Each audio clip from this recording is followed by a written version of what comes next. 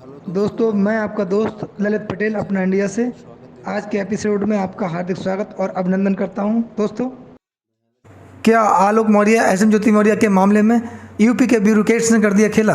क्या आलोक मौर्य के शिकायती प्रार्थना पत्र वापस लेने के बावजूद भी एसएम ज्योति मौर्य के खिलाफ होगी जांच? क्या एसएम ज्योति मौर्य आलोक मौर्य के खिलाफ करेंगी मानहानि केस? के एपिसोड में आपका बहुत बहुत स्वागत और अभिनंदन करता हूं।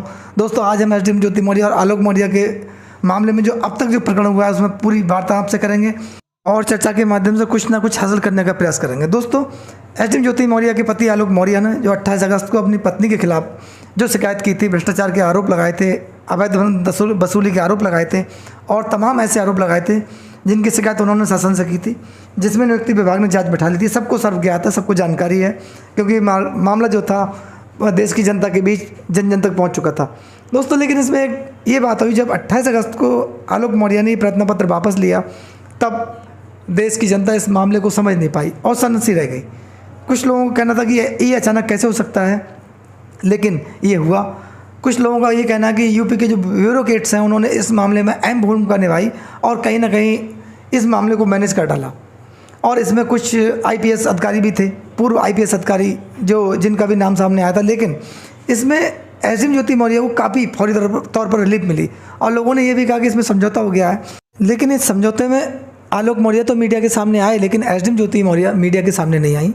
आलोक मौर्य ने पहल की, अपना शिकायती प्रार्थना पत्र वापस लिया, लेकिन एसडीएम ज्योति मौर्य की तरफ से कोई भी इस प्रकार का नहीं आया कि उन्होंने जो दहेज उत्पीड़न का उनके खिलाफ मुकदमा लगाया था और आईटी एक्ट के तहत जो मुकदमा लिखवाया था उसमें उन्होंने कोई मुकदमा वापस लेने की या फिर अग्रिम कार्रवाई कोई ना करने की बात कही हो।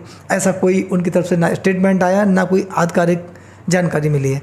इसमें आलोक मौर्य स्टार्टिंग से ही कहीं ना कहीं सॉफ्ट रुख तैयार कर रहे थे अपने बच्चों की वजह से। उन्होंने कहा था कि ठीक है, मैं अपने बच्चों के लिए कंप्रोमाइज़ कर सकता हूं। लेकिन एसडीएम ज्योति मौर्य की तरफ से कोई किसी प्रकार का कोई मैसेज या कोई मीडिया के सामने अपना बयान नहीं आया उनका, ना कोई जांच कमेटी के सामने उन्होंने बयान दिया। और इसमें कई ऐसे मामले आए थे कि ब्यूरोक्रेट्स को लेकर अगर बात कही जाए, तब इसमें ऐसा भी माना जा रहा है कि ब्यूरोक्रेट्स ने कहीं ना कहीं आलोक मौर्य को मैनेज करके और उनको एक खेल में फंसा दिया, क्योंकि आलोक मौर्य के खिलाफ अब एसडीएम ज्योति मौर्य के पास ऑप्शन है कि वो चाहें तो मानहानि केस कर सकती हैं, मनीष दुबे भी कर सकते हैं।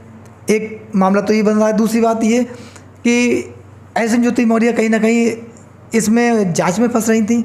उनके खिलाफ जो एविडेंस अगर मिल गए होते या फिर एविडेंस वो आलोक मौर्य दे देते, तब कहीं ना कहीं एसडीएम ज्योति मौर्य के खिलाफ कार्रवाई हो सकती थी, जेल भी जाना पड़ सकता था, उनके खिलाफ एफआईआर भी हो सकती थी, यानी कि बर्खास्तगी तक का नंबर आ सकता था अगर आलोक मौर्य पर्याप्त एविडेंस देते जो उन्होंने आरोप अपनी पत्नी पर लगाए थे।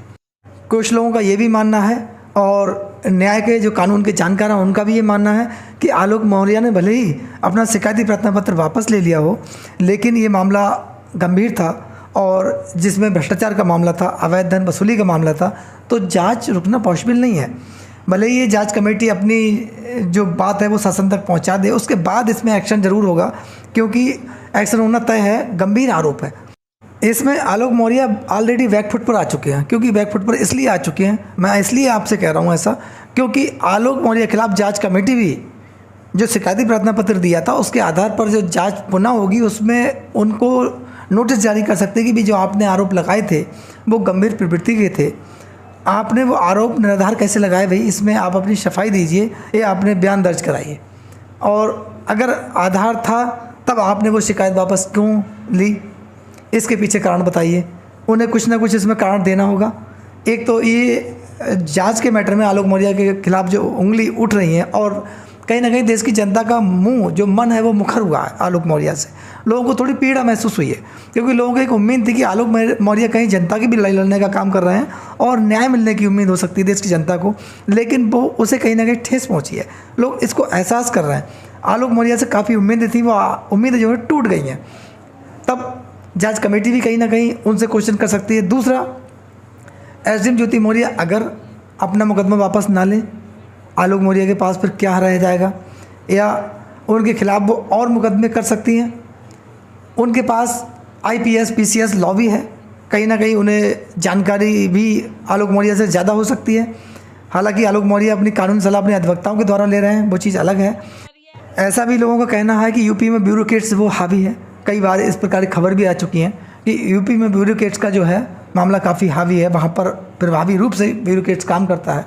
और कहीं ना कहीं लोगों का इसमें ऐसा मानना है कि आलोक मौर्य के मामले में और एसएम ज्योति मौर्य के मामले में ब्यूरोक्रेट्स ने कहीं दबाव या कहीं और किसी प्रकार की कोई कहानी नहीं बनी हो, ऐसा माना। क्योंकि जब आलोक मौर्य मीडिया के सामने आए थे, उनके हाव भाव और जो साक्षात्कार मीडिया के समक्ष दे रहे थे, बयान दे रहे थे, अपनी बात रख रहे थे, उसमें हाव भाव उनके कहीं गायब थे। उनके अंदर जो कॉन्फिडेंस लेवल था वो काफ़ी डाउन था। उसके पीछे दो कारण हो सकते हैं, या तो कहीं उन पर दबाव था, या फिर ऐसा भी माना जा रहा है कि आलोक मौर्य ने जो कंप्रोमाइज़ किया है वो किस बेस पे किया, लोगों अफवाह भी है, एक वो सत्यता है क्या है इसको हम लोग डिफाइन नहीं कर सकते। लेकिन लोगों का कहना है कि कहीं ना कहीं एसएम ज्योति मौर्य आलोक मौर्य के बीच डील हुई है, या कुछ का कहना है कि आलोक मौर्य ने अब अपने पैर की पीछे खींचने में ही भलाई समझी। ये कई ऐसे मैटर सामने आए हैं। अब ये माना जा रहा है कि अब पूरी बाजी ज्योति मौर्य के हाथ में है। ज्योति मौर्य चाहें तो आलोक मौर्य को फंसा सकती हैं। और कानून के जानकार भी ये कह रहे हैं कि आलोक मौर्य ने प्रार्थना पत्र, शिकायती प्रार्थना पत्र को वापस लेकर कहीं ना कहीं बहुत बड़ी गलती की है। इसमें आलोक मौर्य के हाथ से पूरी बाजी निकल चुकी है। अब वो दोषी भी साबित हो सकते हैं। अब ये मामला ट्राई एंगल में फंस गया है। एक तरफ शासन प्रशासन जिसको जांच करनी है क्योंकि आरोप भ्रष्टाचार के लगे हैं, एक तरफ एसएम ज्योति मौर्य और एक तरफ मनीष दुबे। क्योंकि मनीष दुबे, कुछ जानकारों को कहना है मनीष दुबे भी इस मौके की तलाश में है कि भाई मेरी कहीं ना कहीं मानहानि हुई है और आलोक मौर्य ने मुझे नुकसान पहुंचाने का काम किया है, ऐसा उनका मानना है। लेकिन जो सच्चाई आलोक मौर्य ने रखी थी, अगर वो सच्चाई सत्य है तब आलोक मौर्य पीछे क्यों हटे? तब कहीं ना कहीं मनीष दुबे भी कोई कानूनी एंगल ले सकते हैं और इस्तेमाल कर सकते हैं। ऐसी इंटरेस्टिंग वीडियो देखने के लिए चैनल को लाइक एंड सब्सक्राइब करें। धन्यवाद।